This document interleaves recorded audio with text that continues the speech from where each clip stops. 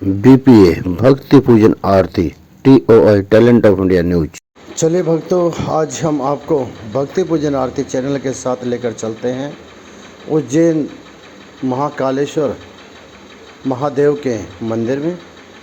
और उससे पहले हम चलते हैं मंगलनाथ जी के मंदिर पर, जहां पर मंगल दोष और कालसर्प दोष का निवारण होता है। और भक्तों, हम यात्रा दिल्ली विधानसभा क्षेत्र के नरेला से, और आज हम चलते हैं पैसेंजर गाड़ी से, क्योंकि पहले मालवा का यहाँ पे स्टेशन हुआ करता था, लेकिन अब मालवा स्टेशन नहीं है और अब सोनीपत या फिर हमें सब्जी मंडी या नई दिल्ली से हमें मालवा को लेना होगा। और इसी के माध्यम से हम सीधा उज्जैन के लिए सफ़र करते हैं। और हम आपको बता दें कि अगर आप यात्रा करने के लिए निकल रहे हैं तो अपने साथ में गर्म कपड़े, अगर सर्दी में जा रहे हैं तो गर्म कपड़ों का प्रबंध कर चलिए। और आगे भी आपका कोई स्थान अगर पहले ही सुनिश्चित हो तो वो और अच्छा है। और नहीं तो अगर आप स्टेशन पर अगर उतरते हैं और उतरते ही अगर आपको टू व्हीलर वाले अगर आपको कहते हैं कि चलिए जी हम आपको छोड़ देते हैं और धर्मशाला भी दिलाएंगे आपको, तो आप कृपया कर कोशिश कीजिए कि आप उनसे बिल्कुल भी कोई वो ना करें, क्योंकि वो लोग आपको ऐसी जगह लेकर जाएंगे जहां पर उनका कमीशन बंधा होता है। और ऐसे में जो आपको 500, 700, 1000 की चीज़ है वो सीधा 1500 और 2000 रुपये से स्टार्ट होगी। और ऐसे में आपके साथ ठगी भी हो सकती है, तो सावधानी के साथ आप चलिए। और आप जब उज्जैन के लिए जा रहे हैं तो उसके साथ साथ में अपना टिकट और यात्रा के सभी जानकारी आपके पास रहनी चाहिए। और इसके साथ साथ आप सुरक्षित रहें, इसके लिए भी आप अपना पहले मेडिकल भी जांच करा लें, कोई बीमारी तो नहीं है आपको। और अगर कोई बीमारी है तो उसकी दवाई प्रॉपर रूप से आप लेकर चलिए। और अच्छा तो तभी होता है कि आप स्वस्थ होकर चलेंगे तो सबसे अच्छा रहेगा, क्योंकि स्वास्थ्य अगर आपका ठीक है तो आप अच्छी यात्रा भी कर पाएंगे और भगवान के अच्छी तरह से दर्शन भी कर पाएंगे। और जिस दोष के निवारण के लिए आप जा रहे हैं वो दोष का निवारण भी आप अच्छी तरह से करा पाएंगे। और अब भक्तों, हम आपको एक चीज़ और बता दें कि हमारे चैनल के माध्यम से हम कोशिश करते हैं कि आपको भारत के हर कोने कोने पर जो भी तीर्थ स्थल हैं हम उन सभी का आपको दौरा कराते रहें और अपने चैनल के माध्यम से हम आपको दिखाते भी रहें। और ट्रेन का सफ़र हो, अपनी गाड़ी हो या फिर रोडवेज हो, DTC हो, जिस भी अंडर DTC होती हैं, तो जिस भी गाड़ी के अंदर आप जा सकते हैं, ट्रेन से जाइए, बाई एयर जाइए, बाई रोड जाइए, वो आपको देखना है कि आपको कौन सा साधन सही रहेगा, क्योंकि सबका अपना अपना इंतज़ाम होता है, अपने अपने तरीके से सब चलते हैं और उसी हिसाब से सबको जाना चाहिए। और मैं तो ये कहूँगा कि जितना हो सकता है आप ट्रेन का सफ़र बहुत ही अच्छा होता है, क्योंकि इसमें आप आराम भी कर सकते हैं और टिकट बुक करा कर जाते हैं तो भी अच्छी बात है, वो सबसे अच्छा रहता है। नहीं तो अगर आपको एकदम से भी जाना पड़े तो भी आप सीधा टिकट लीजिए और मालवा एक्सप्रेस के माध्यम से भी आप मध्य प्रदेश उज्जैन जा सकते हैं। इसके साथ साथ में आपको हम बता दें, नई दिल्ली से और निज़ामुद्दीन से भी आपको गाड़ियाँ मिलती हैं, आप वहाँ से भी आप सफ़र शुरू कर सकते हैं। तो ये आपके ऊपर है कि आप किस तरह का सफ़र, कैसे सफ़र तय करना चाहते हैं। और जब आप उज्जैन पहुँचेंगे तो आपको कुछ इस तरह का नज़ारा नज़र आएगा कि कई पटरियाँ एक साथ में आपको दिखाई देंगी, क्योंकि कई ट्रेनें आती जाती हैं, जगह दूर दूर से सब जगह से यहाँ पे गाड़ियाँ आती हैं। और उसके बाद फिर आपको स्टेशन पर आप जाएंगे और स्टेशन पर आप सुनिश्चित तरीके से आप आराम से उतरिए, ताकि कोई भगदड़ नहीं करनी है आपको। बिल्कुल आराम से जब ट्रेन धीरे धीरे कर वो स्टेशन पर पहुंच जाए तब आप धीरे धीरे उतरिए। वैसे कुछ लोग चलती ट्रेन से भी उतर जाते हैं जो धीमी होती है, तो ऐसी गलती कभी ना करें, क्योंकि कहते हैं कि भगवान हमेशा लक नहीं देता, कभी ना कभी लक को ख़राब भी कर देता है। और दुआएं हमेशा आती ज़रूर काम है, लेकिन कभी कभी दुआओं के साथ कुछ लोगों की बद्दुआएं भी जो है पीछा करती हैं। तो ऐसे में चलती हुई ट्रेन से कभी आप उतरिए नहीं। आप कोशिश कीजिए कि अगर ट्रेन रुक जाए तभी आप वो भी स्टेशन, जब तक प्लेटफॉर्म नहीं आ जाए तब तक आप वहाँ पर नहीं उतरिएगा। तो ये सब चीज़ें की जानकारी जब तक आपको नहीं होगी। अब हम स्टेशन उज्जैन पहुँच चुके हैं और अब उज्जैन स्टेशन पर पहुँचने के बाद अब धीरे धीरे गाड़ी अब प्लेटफॉर्म पर पहुँची है।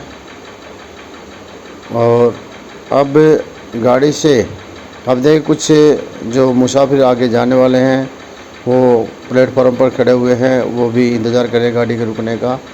और अब जैसे जैसे धीरे धीरे कर जो है गाड़ी रुकेगी तो हर कोई या तो उतरने वाला या चढ़ने वाला जल्दी मचाएगा। देखिए अब जैसे ही धीमी हुई चलती हुई ट्रेन से लोगों ने कूदना शुरू कर दिया, जबकि इस तरह से कई दफ़ा ख़तरनाक होता है। और आप चलती ट्रेन से उतरते हैं, कई दफ़ा आपका बैलेंस बिगड़ जाता है, तो कहीं ना कहीं आप सीधा पटरी के ऊपर गिर सकते हैं या ट्रेन और पटरी के बीच में, प्लेटफॉर्म के बीच में भी फंस सकते हैं। तो ऐसे में बहुत ही ज़्यादा ख़तरनाक होता है चलती ट्रेन से उतरना। तो आप चलती ट्रेन से बिल्कुल मत उतरिए। और जब धीरे धीरे ट्रेन जो है अपने अब धीरे से अब सब अपने उतर के जो है अब जा रहे हैं। और अब हम आपको बता दें, अब यहाँ से सफ़र शुरू होता है उज्जैन महाकालेश्वर का। और उससे पहले हम आपको बता, और अब हम पहुँच चुके हैं उज्जैन महाकालेश्वर शिप्रा नदी के तट पर मंगलनाथ जी की जन्मस्थली पर। और आपको हम बता दें, प्राचीन 84 महादेवों में 43वां स्थान रखने वाले महादेव श्री अंगारेश्वर महादेव अत्यंत चमत्कारी देव हैं, जिनके प्रतिदिन दर्शन करने मात्र से समस्त संकटों का नाश होता है। और वे श्रद्धालु जो कि प्रति मंगलवार को भगवान को विशेष पूजा अर्चना करने के लिए आते हैं, उनकी कुंडली के सभी मंगल दोष न सिर्फ दूर होते हैं बल्कि उन्हें संतान, धन, भूमि, संपत्ति और यश की प्राप्ति होती है।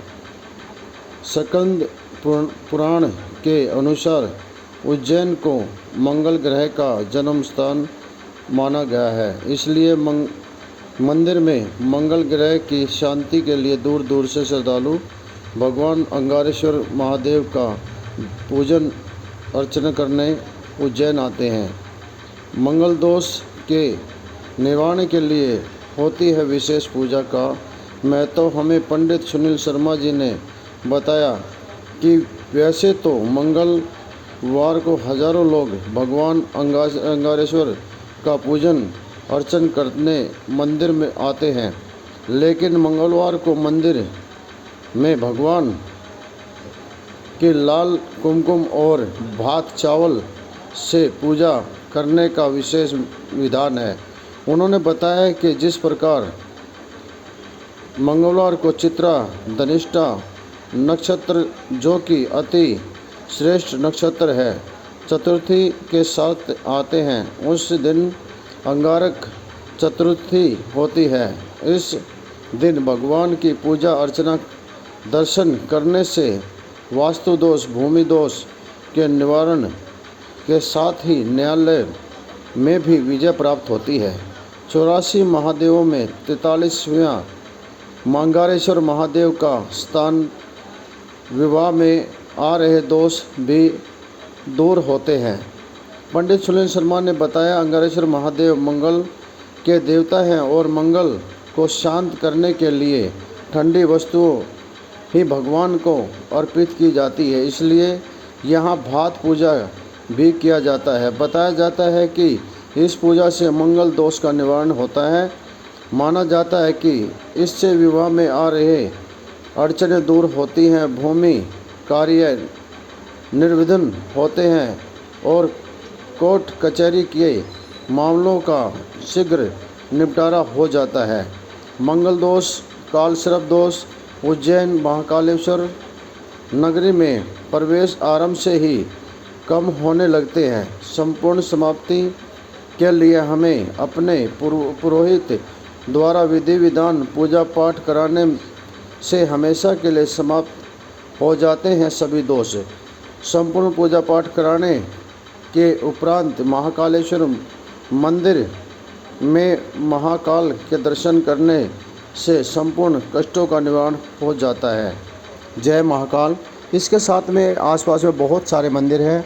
आप सभी मंदिरों के जाकर दर्शन भी कर सकते हैं और पूजा अर्चना कर सकते हैं। इसके साथ में हम आपको एक चीज़ और बता दें कि आसपास के क्षेत्रों में भी मध्य प्रदेश में बहुत जगह पर महादेव के और माताओं के बहुत पवित्र स्थान हैं। आप जाइए, वहाँ पर प्राचीन स्थान है। आपको जाने से वहाँ पर भगवान का आशीर्वाद प्राप्त होगा और आपके जीवन में हमेशा मंगल कामना बनी रहेगी। आप बने रहिए भक्ति पूजन आरती चैनल के साथ, TOI talent of India news. और अब हम आपकी बात कराते हैं पंडित सुनील शर्मा जी से, जो उज्जैन महाकालेश्वर में पुरोहित हैं और बहुत ही अच्छे विद्वान भी हैं। चलिए जानते हैं।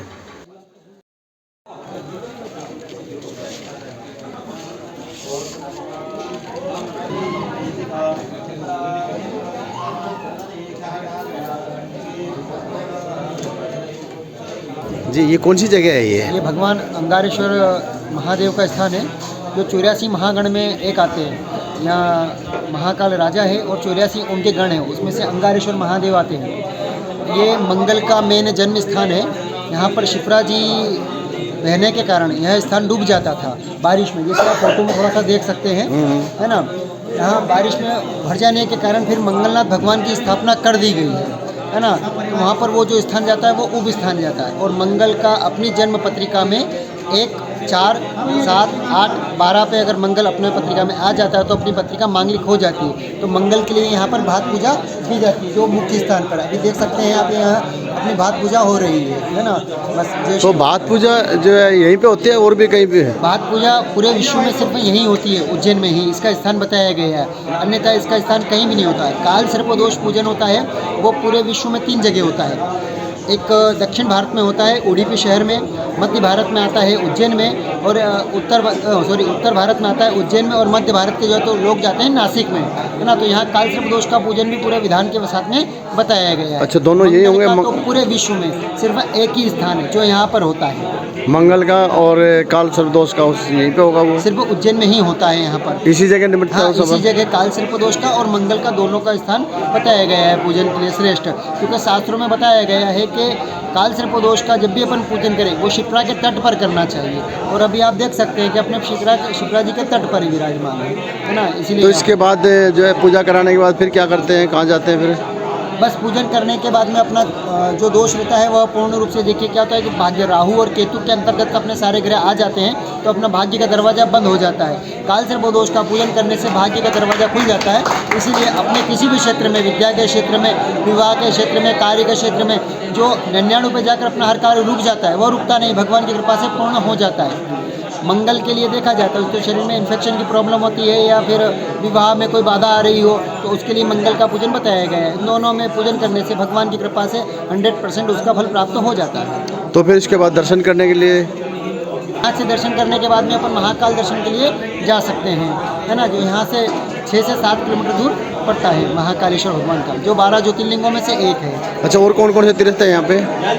और कौन से तीर्थ है यहाँ पे? यहाँ पर देखिए तीर्थों की अगर बात करें तो बहुत सारे तीर्थ हैं यहाँ पर। तो अगर पूरी एक चावल की कट्टी लेकर चलेंगे और एक चावल एक मंदिर में चढ़ाएंगे तो पूरी कट्टी कम हो जाएगी, है ना। लेकिन यहाँ मुख्य बताया गया है, भगवान महाकाल जो है वह राजा है यहाँ पर, उनके जो सेनापति है वो काल भैरव है यहाँ पर, और 84 महादेव है, जो 84 उनके गण के मंत्रिमंडल बताया गया है। तो ये जो स्थान है यह 84 में से 43वें नंबर का है ना। बाकी 84 मंदिर और है जो उज्जैन के पूरे उज्जैन में आसपास बने हुए हैं।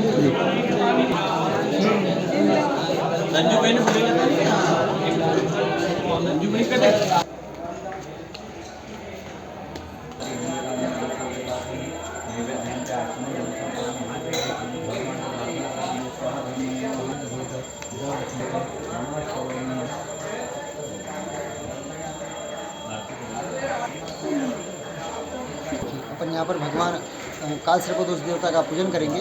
काल सर्पदोष देवता में पूजन जैसे होता है कि सबसे प्रथम मुझे हमारे शास्त्र में बताया गया है कि भगवान गणेश जी और माता अंबिका का पूजन करना चाहिए। यहाँ पर भगवान गणेश जी और माता अंबिका जी विराजमान है, यहाँ पर अपन इनका पूजन करेंगे। इसके तत्पश्चात हमारे शास्त्र में पूजन बताया गया है भगवान पुण्यवाचन देवता का पूजन। जब तक हम कोई भगवान पुण्यवाचन देवता का पूजन नहीं करते हैं तब तक पूजन करने योग्य हम लोग नहीं होते हैं। तो यहाँ पर अपन भगवान पुण्यवाचन देवता का पूजन करेंगे। इसके तत्पश्चात अपन पूजन करेंगे अपने कुल की देवी का, है ना, अर्थात जहाँ से हमारी उत्पत्ति हुई है वहाँ की हमारी कुल देवी होती है। तो 4, 4, 8, 4, 3, 12 और 4 चौको 16 इसको कहा जाता है षोडश मातृका। यहाँ पर अपन षोडश मातृका का पूजन करेंगे। इसके तत्पश्चात अपन पूजन करेंगे भगवान 9 नागों का, जो काल सर्प दोष देवता को स्थापित किया गया है। 9 नागों का अपन स्थापना करेंगे। इसके तत्पश्चात अपन पूजन करेंगे भगवान नवग्रह देवता का, जो आखिरी में विराजमान है, मतलब भगवान नवग्रह देवता का पूजन करेंगे। इसके तत्पश्चात अपन पूजन करने चलेंगे नीचे भगवान अंगारेश्वर देवता का। इसको कहा जाता है दत्यो भात पूजन, अर्थात दही से और दही चावल से अक्षत से भगवान का भात पूजन किया जाता है। ये अपना पूरा पूजन का विधान रहेगा। इसके तत्पश्चात अपन भगवान हवन करेंगे। ये अपनी जन्म कुंडली है, इसमें देखा जाता है कि किस किस की पत्रिका में क्या क्या दोष बना हुआ है, कौन सा काल सर्प दोष बनता है। यहाँ 9 प्रकार के काल सर्प दोष बनते हैं। अनंतम वासुदेव शेष पद्मनाभं च कम्बलम, इस प्रकार के 9 नागों का यहाँ पर पूजन होता है। उसके तत्पश्चात उसका हवन किया जाता है। उसके तत्पश्चात उसका विसर्जन किया जाता है। ऐसे ही अपने जो पूरा कर्म रहता है प्रथम से लेकर आखिर तक ऐसे कर्म को किया जाता है। जय श्री कृष्ण। प्रणवाक्षर के मध्य ओंकारेश्वर मध्य यह तीनों एक ओम हर हर हर महादेव त्रिगुण स्वभावांछित बलभाग ओम हर हर हर महादेव संसार सारम मुर्गेन्द्रहारम। और अब भक्तों मंगलनाथ जी के दर्शन करने के पश्चात आप महाकाल जी के दर्शन कीजिए। मंगलनाथ जी और महाकाल दोनों ही महान शक्तियों के आप दर्शन कीजिए और आशीर्वाद पाएँ। और देखते रहिए टैलेंट ऑफ इंडिया भक्ति पूजन आरती चैनल।